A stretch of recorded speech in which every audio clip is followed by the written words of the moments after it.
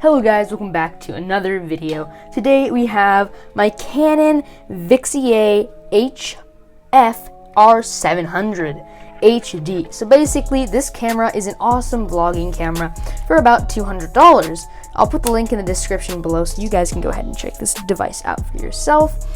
So a few things to mention are you have detachable batteries that slide in the back. Cool design. It does add, they are a little bit heavy, does add a lot of weight to them and mass.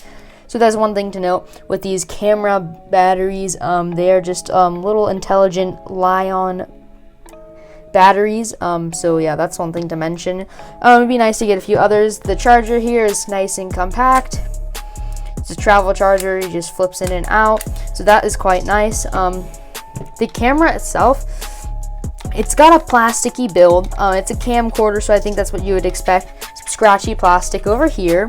For ports, you've got a few ports that you can see. Here you have your just where your SD card should be, and then you've got your on and off buttons. You've got just a USB there, HDMI out, your audio right here, and then you've got your headphone jack, which is really nice that they actually included the headphone jack, because not a lot of cameras actually do that. Now at the bottom here you can see it has a little screw, so you can screw in a tripod to it, which is really interesting. So now actually opening the camera, you can see that you have a few settings here.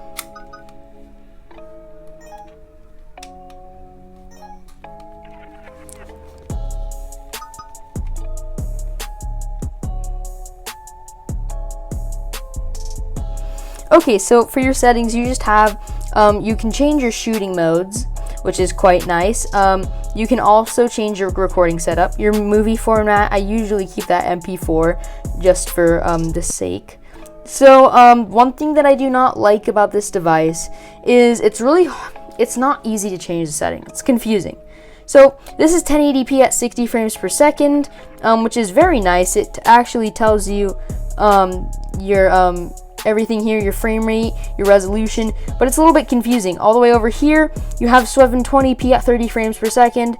I think right here, you have 30 frames per second.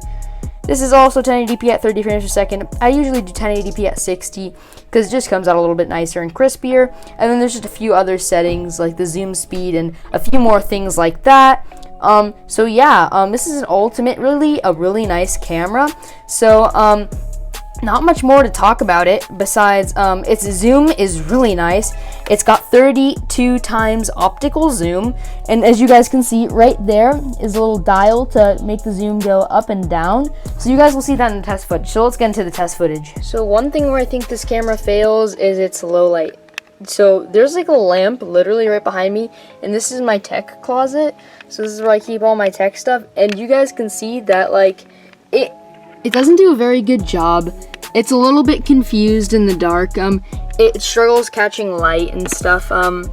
Like if I were to use one of my phone or something like that, it would be a lot better at catching the light. So yeah, that's a low light situation for you. One thing I always complained about with this camera was how bad the microphone was. I really don't like the mic on this thing, to be honest, and you guys can get your honest opinions here. Tell me what you think about this, so you guys can see that the wind is right now blowing into the microphone. It's just a little bit bad. Let's get you some zoom tests. The zoom is a very good feature on this, and then it's just not very stabilized, and I have a decently steady hand. It's not very stable at all. I can show you guys some footage. We're just walking here, and it says it has optimal image stabilization, but it really doesn't. So it's a little big. That's not very good. So if I'm going ahead and I'm gonna go run right now, you guys can probably see this camera is probably dying right now. Here's the camera in some decently lit situations. You got the grass. It makes up the colors very nice, and I do like this nice touchscreen display that can turn around, and that looks very nice. So yeah. One thing you guys should be able to pick up is that this is not a very wide lens at all. So, and you can't change the lens because it's built in. I'm right now holding it pretty far away from me. and this is me holding it at a comfortable position, and it is really close to my face. That's something I'm not a fan of, so yeah, keep that in mind when you're purchasing this. Overall, I would like to thank you for watching this video. Go ahead and subscribe and like this video, and I'll put the link in the description down below. I hope you enjoyed this video. I'll see you later.